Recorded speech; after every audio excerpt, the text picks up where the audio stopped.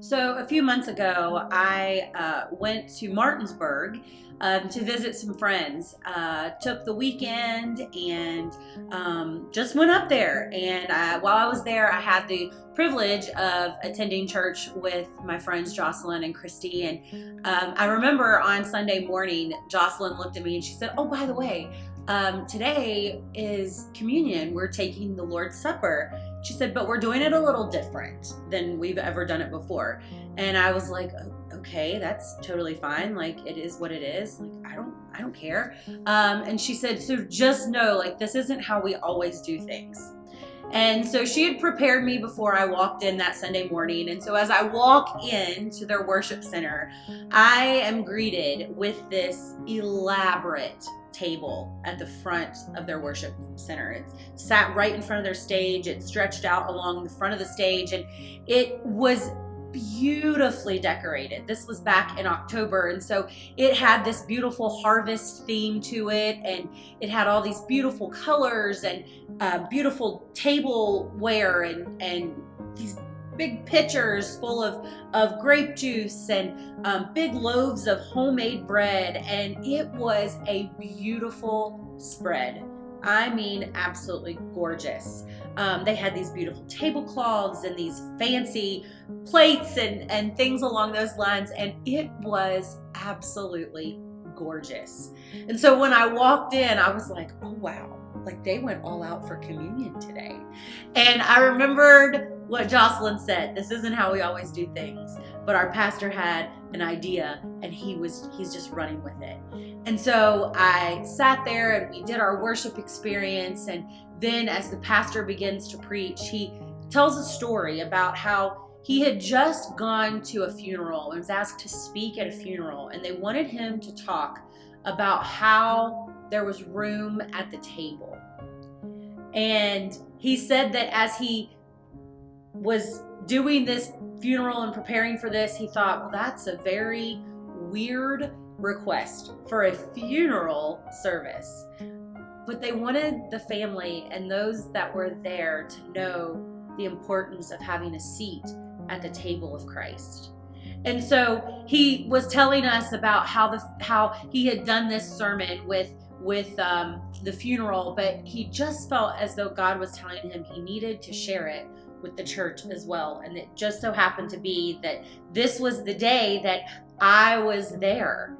And I was sitting there in that worship center and I was listening to Pastor Jim talk. And what he was telling us was that at the table of Christ, there is a seat for all of us. There is a seat for all of us. And he said, remember, Judas ate too. And he was telling us that when we come to the table, that it's not just a matter of coming to the table and taking communion, but it's a matter of coming to the table and getting exactly what we need. Maybe that's grace, maybe that's mercy, maybe that's forgiveness, maybe that's love. Maybe that's just to be seen, but at the table of Christ, we have a seat. And I don't know about you, but I know for me that knowing that I have a seat at his table brings a smile to my face, because there are tables that I won't always have a seat at. There are tables that I maybe don't fit at, or tables that maybe say that there's not enough room, but at his table, there's room. At his table, there is room for me, just like there was room for Judas, just like there was room for all the others that had a seat at his table. And so today, as we're preparing to take communion, whether you're with your family or your group, I want you to know that you have a seat at the table. Maybe right now you're hearing this and you're like, wow, that is actually kind of a neat thing. Well, listen, this is how cool this experience was for me. I remember coming back and telling Pastor Cheryl, I was like, listen, this was the coolest thing ever. I had never taken communion like this before. It was so, I don't know, it's still, I mean, this was 5 months ago, 6 months ago, and it's something that still sticks with me, because I didn't just have a seat at his table, but I actually got up from my chair, went and stood in line, and came over and pulled a chair out and sat and I was served communion by the person across the table from me. And as I sat there at that table and I pulled that chair out, I was reminded that I just had to pull out the chair and sit with him. And the person on the other side of the table served me my communion, and they told me, what is it that you need today? What is it that you need today? Where is it that God, you need God to come into your life and help today? And we talked about how today I needed that grace. I needed that mercy.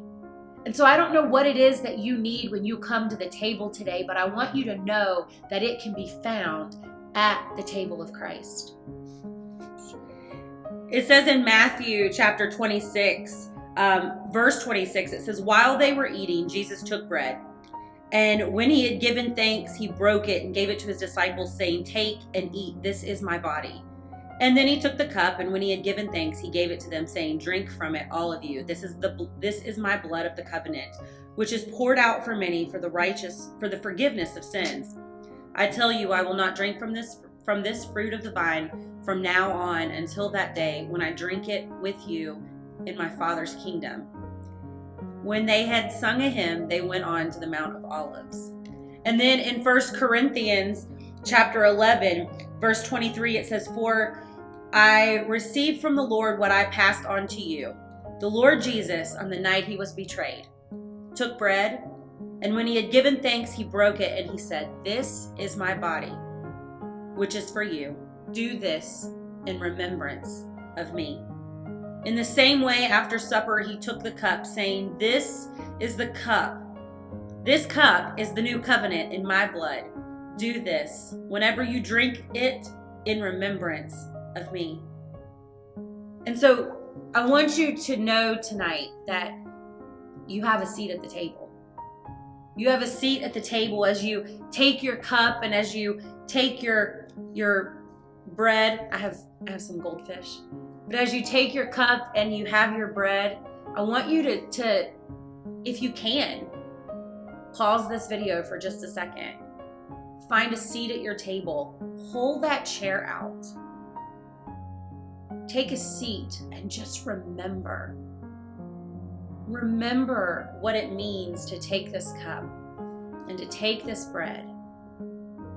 And remember what it is that Christ has done for you. Remember that you have a seat at his table.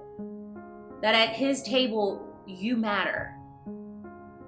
At his table, you will always have a seat. One of my favorite songs is a Bill Gaither song. But it says there is always a place at the table. And that is true. There's a place for me and there's a place for you. Just like there was a place for Judas. And so I want you to be encouraged this evening is that when you come to the table today, that you have a place, that you have a seat, that you belong. And when you come to the table, I want you to just take some time today to just pray, to ask God what it is that he can do in your life. What is it that you need today? Do you need mercy? Do you need grace? Do you need forgiveness? Do you need love? Maybe it's that you just need to know that you belong. Whatever it is, just know that when you come to the table today, God is meeting you right there.